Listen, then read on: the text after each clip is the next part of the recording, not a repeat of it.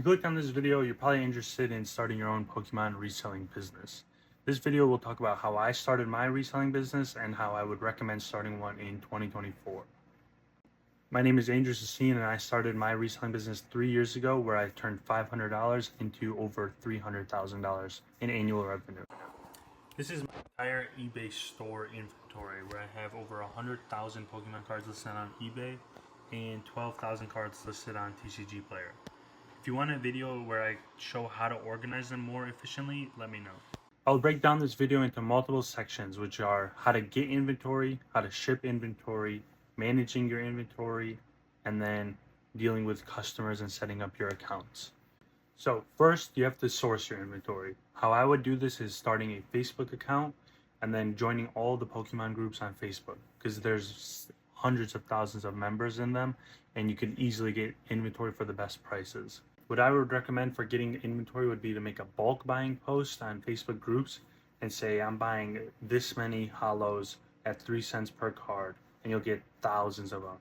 And then you could go through them once you receive the cards, take out all the trainers, and I will explain how to sell those in more detail later on in this video.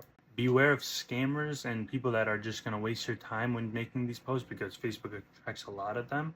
So you're going to want to use PayPal goods and service only. Do not use Venmo, Cash App, or Zelle, or anything where you have no safety in your transaction. If you say that you're going to be buying with PayPal goods and service and they say no, then just ignore them and don't even waste your time, because they're usually scammers.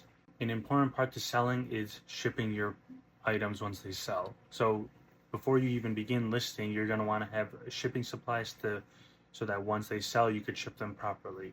I would recommend getting regular envelopes as well as shipping bubble mailers with a top loader or a card saver and a sleeve. You're going to want to sleeve every single card and use at least one top loader per package.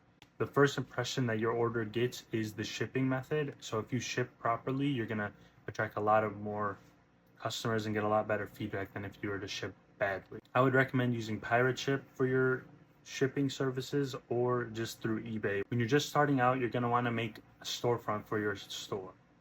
I would recommend eBay and TCG Player, as these are the best ones to start with, and they are the cheapest to start with.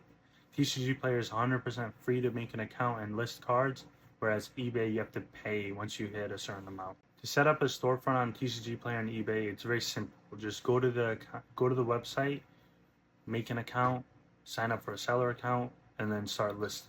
Very simple.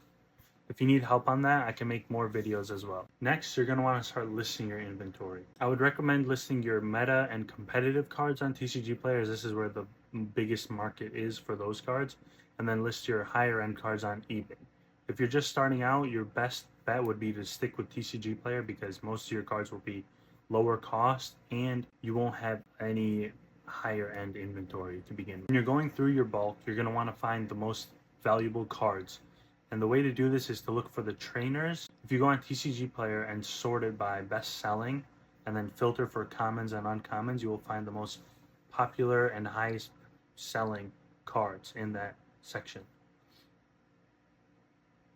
Sometimes there are trainer cards that will sell for $2 to $3, and you could sell them instantly because of how in demand they are. And if you're paying 3 cents per card for them and selling them for $3 plus shipping, that's a very big return on your investment. Once you start making sales and you have a lot of extra profit, you're going to want to continue to reinvest.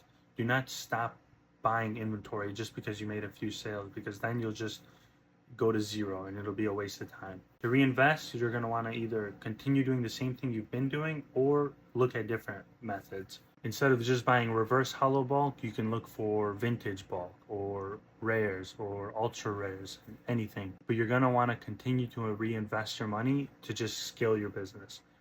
In my example, I scaled from $500 to hundreds of thousands of dollars in inventory, and I would not have done it if I didn't reinvest my money. Also, if you're starting off, your image and your name is very important. You're going to want to continue to make long-lasting relationships with people online.